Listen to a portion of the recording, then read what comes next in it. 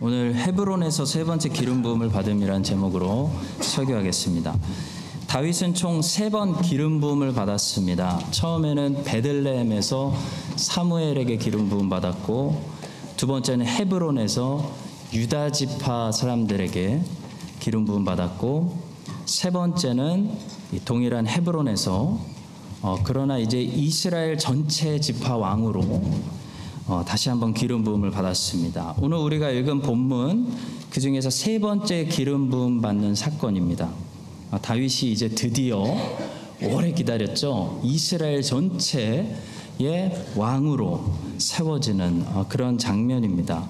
오늘 본문의 말씀을 통해 세 가지를 묵상하겠습니다. 첫 번째로 다윗이 온 이스라엘의 왕이 되면서 하나님의 통치와 하나님의 나라도 같이 확장되고 있다는 사실을 보게 됩니다.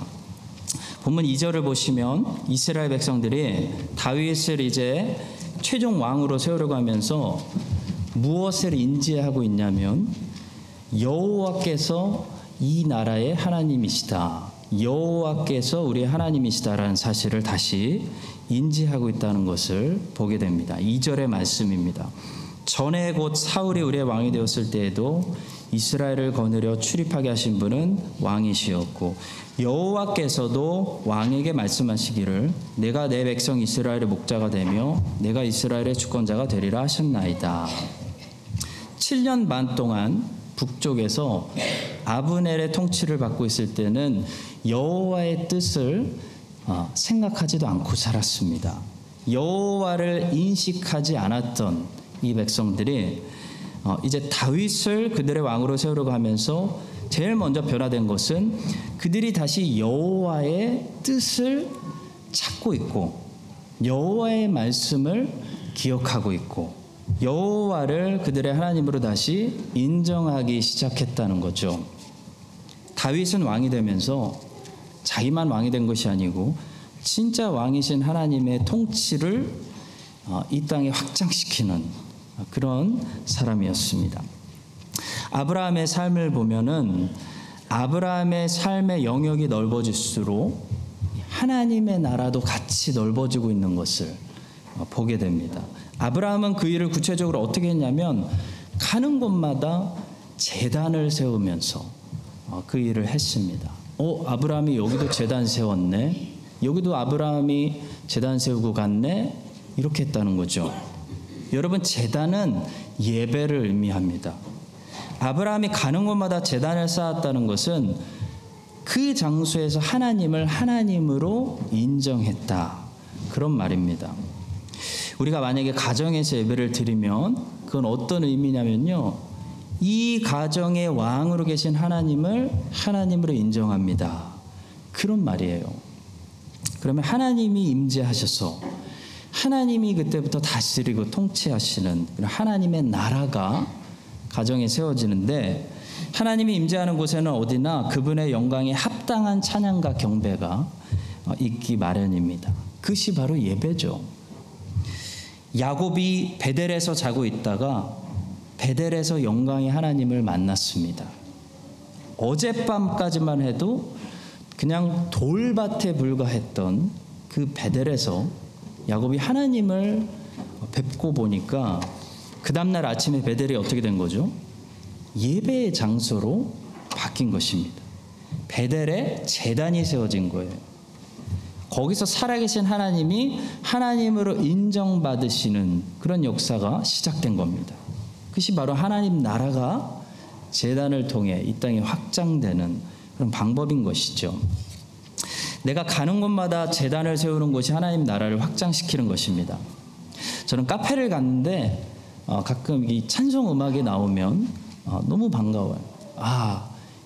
여기에 하나님을 하나님으로 인정하는 백성들이 있구나, 하나님 나라가 있구나. 지난번에 휴가를 마치고 테카포에서 돌아오는데요, 그 파이로 유명한 데 있잖아요, 페어리라는 동네가 있지 않습니까? 제가 운전하는데 너무 졸음이 와서 커피를 사 먹으려고 페어리 타운 안으로 들어갔어요. 원래 안 들어가는데. 그래서 카페를 찾는데 익숙치가 않아서 잘 모르겠는 거예요. 어디로 가야 되지? 그래서 방황하다가 커피 사인을 보고 차를 주차하고 무조건 들어갔습니다. 근데 정말 오래된 빵집이었어요. 딱 들어갔을 때 잘못 들어왔다라는 생각을 했어요.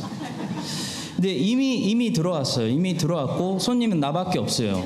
주인이 하고 인사를 했어요. 그러니까 못 나가잖아요. 그래서 그냥 커피 2잔을 시켰어요.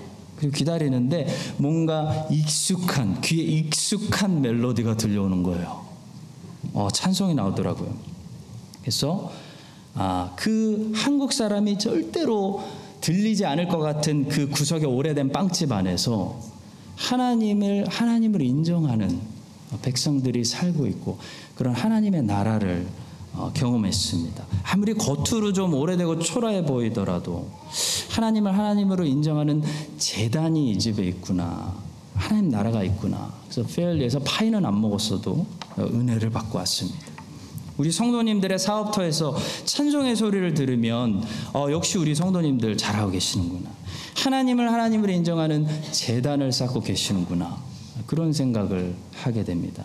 블랙핑크 듣지 마시고 찬송 들으세요, 여러분. 아브라함이 그랬어요. 가는 곳마다 그 물란한 가나안 땅을 돌아다니면서 제단을 쌓았어요. 그래서 하나님의 나라가 가나안 땅에 임하게 했습니다. 창세기 12장 8절의 말씀이에요. 거기서 베델 동쪽 산으로 옮겨 장막을 치니 서쪽은 베델이요 동쪽은 아이라. 그가 그곳에서 여호와께 제단을 쌓고 여호와의 이름을 부르더니. 재밌는 것은 베델은 하나님의 집, House of God이라는 뜻이고요.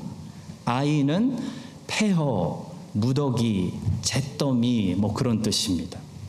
여러분, 하나님의 집과 이 폐허, 무더기 사이에는 무엇이 있죠? 제단이 있어요. 우리가 사는 곳이 하나님이 거하시는 집이 되게 할 것인지 아니면 시체들이 썩는 냄새가 풀풀 나는 폐허가 되게 할 것인지 잿더미가 되게 할 것인지 무엇이 결정한다는 거예요? 제단이 결정한다는 거예요. 제단에서 그것이 결정된다는 것입니다.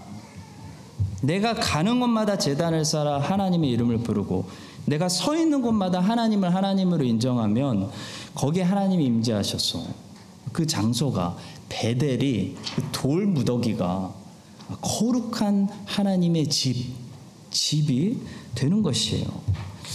어떤 할머니가 간증하셨는데요. 자기가 나치 수용소에 끌려갔을 때 자기가 머무는 곳에 갑자기 이가 많아져서 더 혹독하고 어려운 그런 환경이 되었다는 거예요.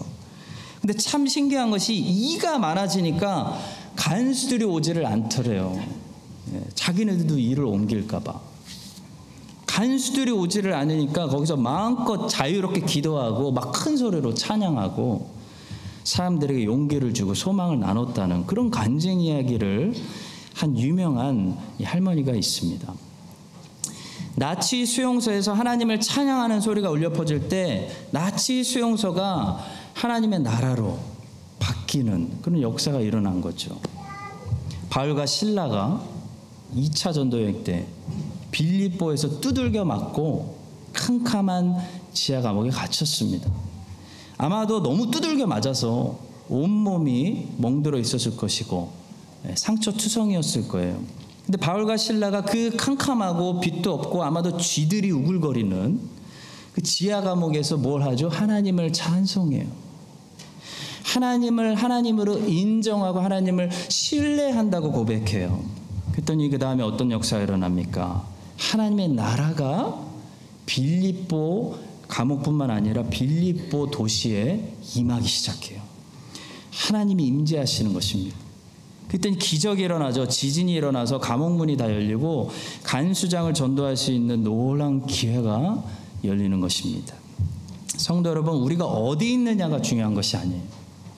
내 인생의 어느 상황에 내가 들어있느냐가 중요한 것이 아니고요. 하나님을 찬양하고 하나님을 하나님으로 인정하고 신뢰하는 그 제단이 있느냐가 중요해요. 가나안 땅에 있느냐, 애굽 땅에 있느냐, 갈대아 땅에 있느냐가 중요한 게 아니에요. 우리 삶에 지금 돈이 많이 있느냐, 아니면 형편이 어렵느냐, 영주권이 있느냐 없느냐가 중요한 게 아니에요. 지금 내 예배가 살아있느냐, 제단에 불이 붙어 있느냐, 꺼졌느냐, 이게 중요해요. 우리가 지금 서 있는 곳이 혹시 여러분들 중에 혹시 지금 계신 곳이 캄캄한 빌립보 지하 감옥 같은 곳이라 할지라도요, 거기서 제단을 쌓고 거기서 하나님의 이름을 부르면요, 거기에 하나님이 임재하세요. 그 지하 감옥에 하나님이 들어오세요. 그 어둡고 쥐들만 가득하고 아무 소망이 없고 영주권도 없고 돈도 없고 아무 소망이 없는 곳에 하나님이 들어오셔서 하나님의 통치가 시작돼요. 그래서 기적이 일어나기 시작하는 하나님의 나라가 임하게 되는 것입니다. 다윗이 그랬어요. 가는 곳마다 아둘람 굴 속에서 제단 쌓고 찬송 부르고 시편 쓰고 하나님 신뢰한다고 울면서 고백하고 너무 힘드니까 하나님의 이름을 부르는 제단을 쌓았습니다. 그래서 다윗의 지경이 넓어질수록 다윗이 가는 곳마다 하나님의 나라가 같이 따라오고 확장되는 거예요. 다윗이 천국을 들고 다니는 거예요. 다윗이 이제 이스라엘 전체를 통치하는 왕이 되니까 하나님의 통치가 이스라엘 전체 위에 따라오기 시작하는 겁니다. 여러분과 저도 우리가 가는 곳마다 천국을 가지고 다니는, 하나님을 예배하는 그런 제단을 쌓을 때 다윗의 삶처럼 우리의 지경이 넓어질수록 하나님의 나라도 우리와 함께 옆으로 확장되는 그런 제사장의 삶을 살아가시기를 예수님의 이름으로 간절히 축복합니다. 자, 두 번째로 오늘 본문을 통해서 우리는 여호와의 말씀에서 근거를 찾아야 한다는 사실을 배우게 됩니다. 이 본문에 보시면 아주 바람직한 일들이 일어나요. 이스라엘 백성들에게 나타나고 있어요. 그들이 다윗을 이제 와서 왕으로 인정하고 세우려고 하는 그 이유를 여호와의 말씀에서 찾고 있다는 거예요. 2절의 말씀 다시 보시겠습니다. 전에 곧 사울이 우리의 왕이 되었을 때도 이스라엘을 거느려 출입하게 하신 분은 왕이시었고 여호와께서도 왕에게 말씀하시기를 내가 내 백성 이스라엘의 목자가 되며 내가 이스라엘의 주권자가 되리라 하셨나이다. 여러분, 영적인 각성, 종교개혁, 부흥 이런 게 일어날 때 반드시 일어나는 현상이 있는데요, 바로 이 현상이에요. 저 현상이에요. 사람들이 더 이상 근거를 다른 데서 찾는 것이 아니라 여호와의 말씀에서 찾기 시작한다는 거예요. 모든 것의 근거를 여호와의 말씀에서 찾기 시작하는 것이 개혁이고 부흥이고 영적 각성이에요. 우리 개신교는 솔라 스크립트라, 오직 성경을 믿습니다. 로마 카톨릭은 프리마 스크립트라, 성경 우선, 성경 첫 번째, 성경 제일을 외쳐요. 오직 성경은 뭐냐면 오직 성경의 계시만으로 충분하기 때문에, sufficient하기 때문에 거기서 절제하고 거기서 만족한다는 것을 말합니다. 그러니까 성경이 멈추는 곳에서 나도 멈추어도 성경을 통해 계시해 주신 것만으로 충분하다는 거예요. 나는 하나님을 충분히 알아요. 그것이 오직 성경이에요. 근데 성경 우선, 성경 제일, 성경 첫 번째를 가지고 있는 로마 카톨릭은 성경만으로는 부족하다고 느끼기 때문에 성경도 읽고 외경도 읽어요. 다른 것을 찾아요. 여러분, 초대교회 때 왜 그렇게 이단이 많았냐면요, 외경을 많이 읽었기 때문에 이단이 많이 나왔어요.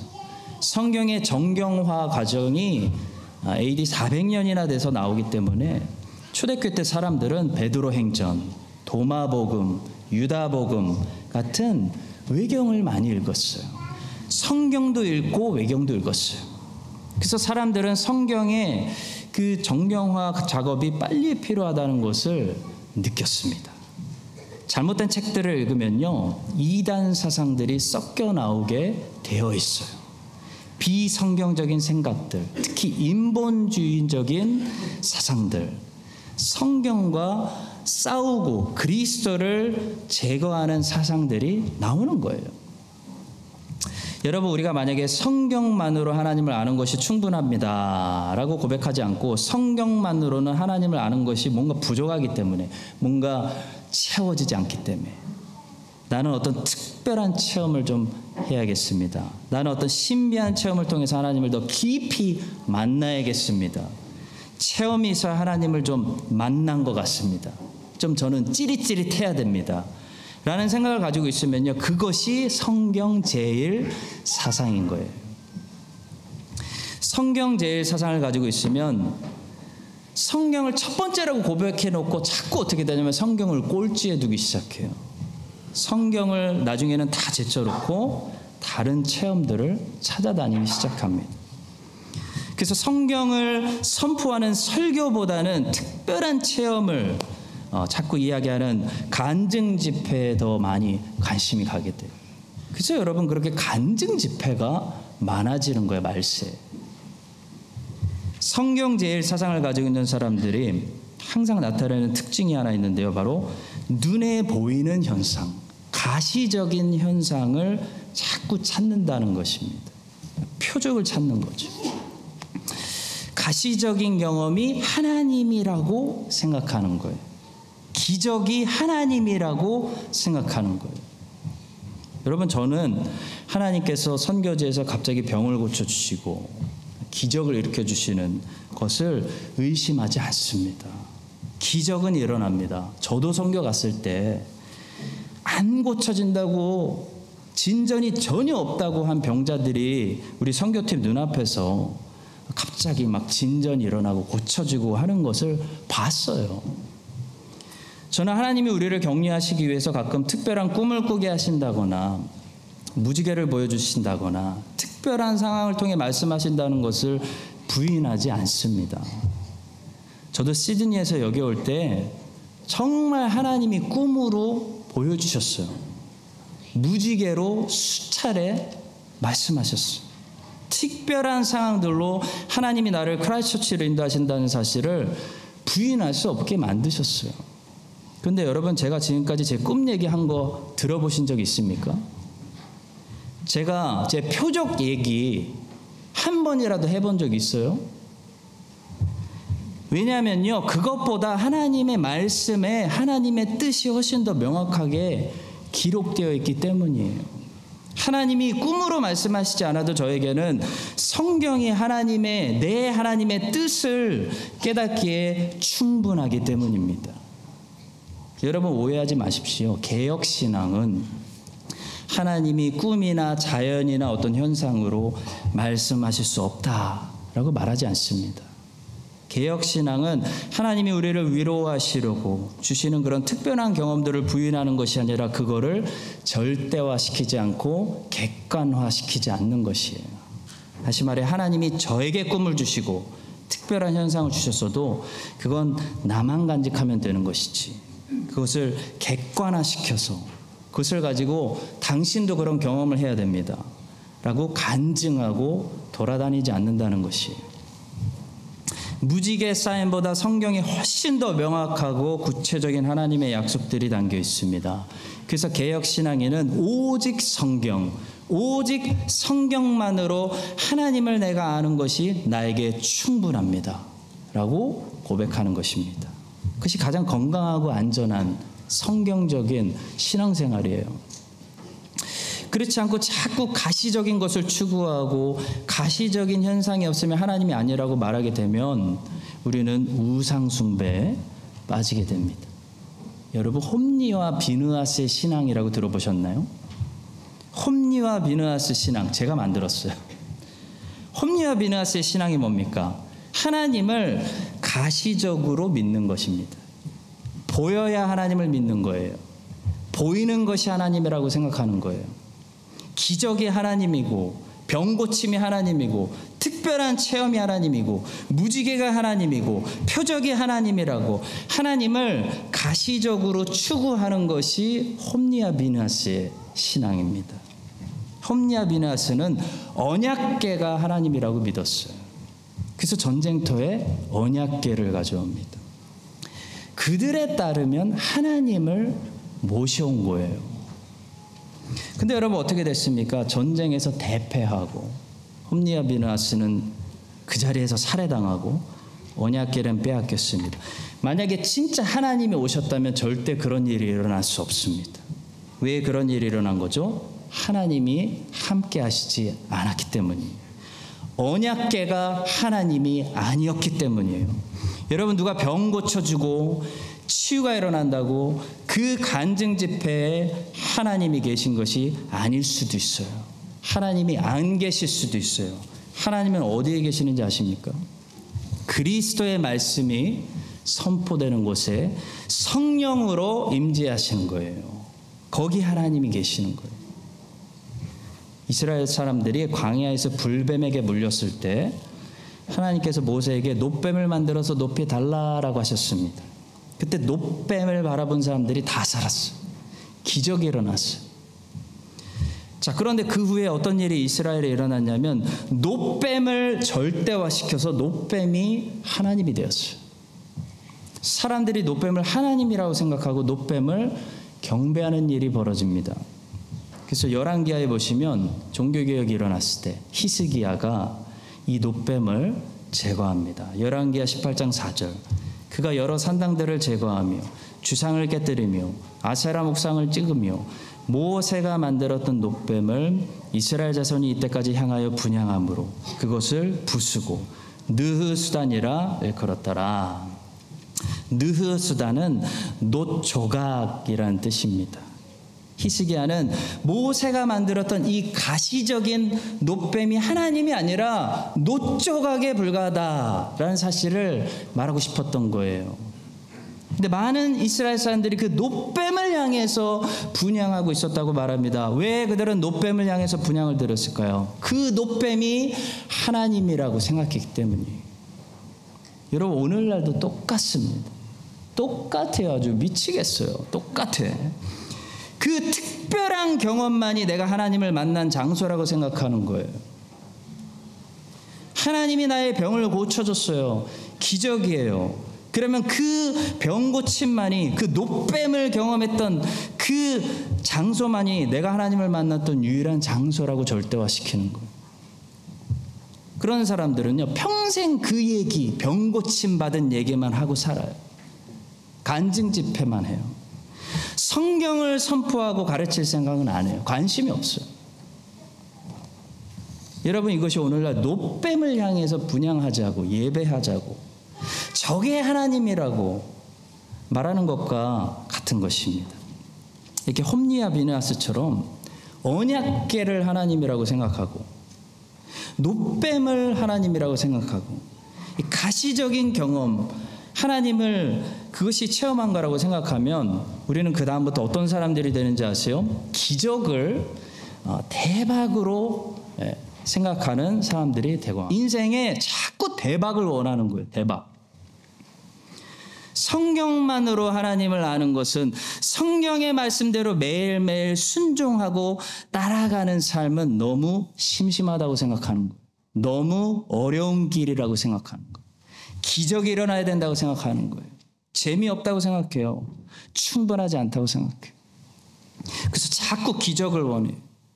기적을 원하는데 자세히 보면은 사실 대박을 원하는 거예요. 대박. 하나님이 놋뱀 같은 사건을 다시 반복해 주시기를 원하는 거예요. 그래서 병 한 방에 나버리고 문제 한 방에 사라지고 그런 대박을 추구하는 그런 음란한 우상숭배의 길로 빠지게 되는 것입니다. 성도 여러분, 오직 성경만으로 하나님을 아는 것은 뭔가 부족하고 매일 말씀을 통해 꿋꿋이 하나님 말씀에 순종하는 그 진리의 길을 걸어가는 것은 뭔가 짜릿하지 않은, 충분하지 않은 것이라고 생각하는 그런 성경 제1 이단적인 사상을 우리가 버리고 오직 성경만으로 하나님을 아는 것이 나에게 충분합니다. 성경이 멈추는 곳에는 나도 멈추겠습니다. 성경 말씀대로 어렵고 힘들어도 십자가 지고 오늘 또 한 걸음 걸어가겠습니다 라고 고백하는 여러분과 제가 될 수 있기를 간절히 축복합니다. 오늘 본문에 이스라엘 사람들이 이제야 정신을 차렸어요. 이제야 정신을 차리고 다시 하나님의 말씀을 기억하고 하나님 말씀을 근거로 하나님의 뜻을 찾아서 다윗을 왕으로 세우고 있는 것처럼 여러분과 제가 하나님의 말씀을 근거로 하나님의 뜻을 찾아서 그 뜻을 매일 순종하는 그런 참 이스라엘 백성도 되시기를 예수 그리스도의 이름으로 축원합니다. 자, 마지막 세 번째입니다. 오늘 본문에서 중요한 말씀은 다윗이 헤브론에서 기름 부음을 받은 거룩한 종으로 세워지고 있다는 사실입니다. 오늘 본문에 보시면 다윗이 헤브론에서 기름 받았다라는 사실을 정확하게 기록하죠. 3절입니다. 이에 이스라엘 모든 장로가 헤브론에 이르러 왕에게 나오매 다윗 왕이 헤브론에서 여호와 앞에 그들과 언약을 맺으매 그들이 다윗에게 기름을 부어 이스라엘 왕으로 삼으니라. 다윗은 유다 지파의 왕으로서 헤브론을 중심으로 7년 6개월 다스리고 온 이스라엘의 전체 왕으로서 예루살렘을 중심으로 33년을 통치했는데요. 헤브론에서 기름 부음 받고 예루살렘으로 가서 기름 부음 받은 것이 아니고요. 헤브론에서 기름 부음 받아 유다 지파의 왕이 되었고 다시 헤브론에서 기름 부음 받아 이스라엘 전체 왕이 된 것이었습니다. 자, 다윗이 애초에 이렇게 헤브론으로 오게 돼서 두 번의 기름 부음을 받은 것은 하나님의 뜻이었습니다. 사무엘하 2장 1절의 말씀입니다. 그의 다윗이 여호와께 여쭈어라르되 내가 유다 한 성읍으로 올라가리이까 여호와께서 이르시되 올라가라. 다윗이 아뢰되 어디로 가리이까 이르시되 헤브론으로 갈지니라. 하나님의 뜻이었어요. 하나님께서는 다윗을 헤브론에서 누군가로 세우고 계시는 거예요. 헤브론은 어떤 도시였을까요? 헤브론은 원래 지명 이름이 기럇 아르바라는 곳이었는데요. 갈렙이 아낙 자손으로부터 빼앗은 땅이었습니다. 여러분, 가나안 땅에 아낙 자손이라는 거인족이 살았어요. 가나안 땅에서 싸움 제일 잘하는 사람들이에요. 그 사람들이 헤브론에 살고 있었어요. 기럇 아르바. 그래서 원래 아낙 자손이 사는 엄청난 에너미들이 살던 곳이었는데요. 갈렙이 워낙 담대했기 때문에 가서 뺏어서 유다 지파에게 넘겼습니다. 근데 여호수아 21장에 보시면 여호수아가 이제 땅을 다 분배하고, 그러니까 땅 분배 마치고, 레위 사람들은 땅은 못 받으니까 성읍만 받을 수 있으니까 마지막으로 이제 성읍 분배하는, 레위 사람들에게 성읍 분배하는 이야기가 나오는데요. 그때 이 헤브론에 있는 성읍은 레위 사람들 중에서 특별히 아론의 후손들, 제사장들에게 돌아가고 있는 것을 보게 돼요. 여호수아 21장 10절과 11절입니다. 레위 자손 중 그핫 가족들에 속한 아론 자손이 첫째로 제비 뽑혔으므로 아낙의 아버지 아르바의 성읍 유다 산지 기럇 아르바 곧 헤브론과 그 주위의 목초지를 그들에게 주었고, 그때부터 이 헤브론은 이스라엘 사람들에게 어떤 도시로 알려졌냐면 제사장들이 사는 거룩한 성읍이었습니다. 헤브론 그러면 이스라엘 사람들은 누구나 알고 있었던 거예요. 거기는 제사장들이 사는 거룩한 도시. 다윗은 거기서 두 번이나 기름 부음을 받아요. 본문에 보시면 30세에 이스라엘의 전체 왕이 되었다라고 하고 있는데요. 30세는 어떤 나이냐면 레위인이 거룩한 봉사의 직무를 시작하는 나이예요. 본문 4절입니다. 다윗이 나이가 30세에 왕에 올라 40년 동안 다스렸으되 말씀합니다.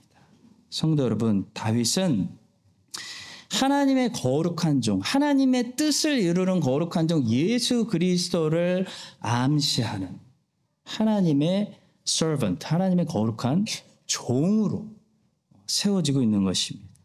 다윗은 거룩한 종으로 주님의 나라에서 봉사를 시작하고 있는 거예요. 제사장 직무를 받아서 봉사를 시작하고 있는 거예요. 마찬가지로 오늘날 왕 같은 제사장으로 주님의 나라에서 봉사의 부르심을 받은 우리 그리스도인들은 어떻게 해야 됩니까? 거룩해야 된다는 거예요. 제사장은 거룩히 구별된 그런 사람이기 때문입니다. 신약 성경 중에 야고보서라는 성경이 있습니다. 이 야고보서는 얼핏 보면 로마서와 반대되고 그런 대조되는 성경처럼 보여요. 로마서 갈라디아서는 율법주의를 반대하고 복음을 가르치는 성경인데 그런 성경과 대조되는 것처럼 보이는 그런 율법적인 성경입니다. 야고보서의 별명을 아세요? 작은 산상수훈입니다. 그만큼 예수님의 산상설교와 내용이 아주 흡사합니다. 야고보서 안에는 108절의 구절의 말씀인데 그중에서 54개의 구절들이 전부 명령입니다. commandment. 다시 말해 야고보서는 명령으로 가득한 법이 들어있는 율법적인 그런 성경이라는 거예요. 그러면 성도 여러분, 복음으로 시작한 신약 성경이 왜 다시 율법으로 돌아가고 있는 것일까요? 행함으로 구원받을 수 없고 믿음으로 구원받는다고 가르친 성경이 다시 행함으로 구원받으라고 가르치는 것일까요? 당연히 그렇지 않습니다. 야고보서가 율법적인 성경인 것은 맞아요. 그러나 야고보서에 이 기록된 법은 누구를 위한 법이냐는 거죠. 이 법은 믿음으로 구원받은 하나님의 자녀가 된 그리스도인들이 지켜야 되는 법인 것입니다. 로마서와 갈라디아서 신약 성경의 복음이 율법과 싸울 때는 율법주의하고 싸우는 거예요. 유대인들이 율법을 지킴으로 인정받고 의로워질 수 있다고 말했기 때문에 종교를 만들어 버렸기 때문에 복음은 율법주의와 싸우는 겁니다.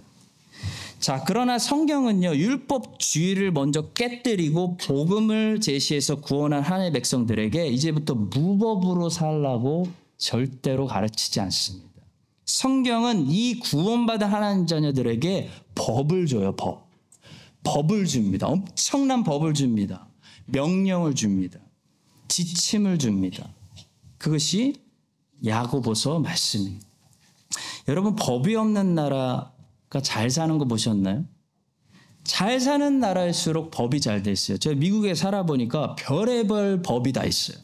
법이 철저해요. 법이 굉장히 세분화되어 있고 구체적입니다.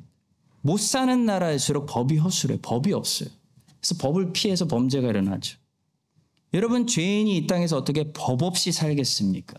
뉴질랜드가 무법 천지라면 당장 어떤 나라가 되겠어요? 그리스도인도 마찬가지인 것입니다. 그리스도인의 삶도 마찬가지예요.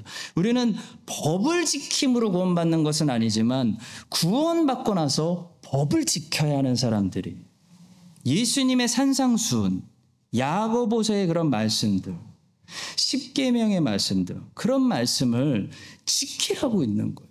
물론 완벽히 지키기는 어렵겠죠. 그렇지만 지켜서 구원받는 게 아니라 지키라고 있는 거예요.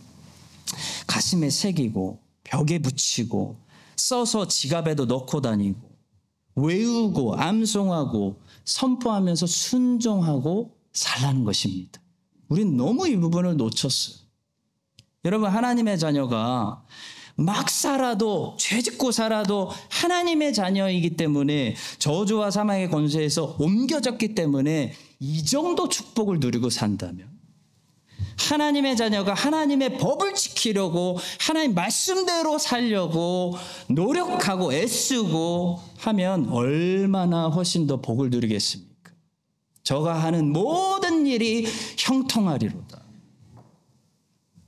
사랑하는 성도 여러분, 여러분과 저의 신앙이 로마서만 닮아 있다면 우리는 아직 초신자에 불과합니다. 우리의 신앙은 이제 시작한 거에 불과해요. 여러분과 저의 신앙은 크라이처치 한인장로교회 정도 되면은 야고보서의 말씀을 닮아야 돼요. 행함이 있어야 돼요. 순종의 열매가 보여야 돼요. 여러분, 야고보서가 말씀하는 그 내용이 뭔지 아십니까? 주요 내용들, 야고보서가 말씀하는 중요한 법들, 명령들, 고난당할 때 참을 수 있는 인내에 대해서 말씀합니다. 행함이 따라오는 순종의 열매에 대해서 말씀합니다. 입술, 말의 변화, 말의 열매에 대해서 말씀해요. 끝으로 기도에 대해서, 기도의 열매에 대해서 말씀해요. 이런 성숙한 이 그리스도인들의 열매들이 이제는 우리의 삶에 가득히 넘쳐나게 되기를. 그래서 하나님의 법을 지키고 살아가는 거룩한 다윗과 같은 거룩한 제사장들이 되시기를 예수님의 이름으로 간절히 축원합니다.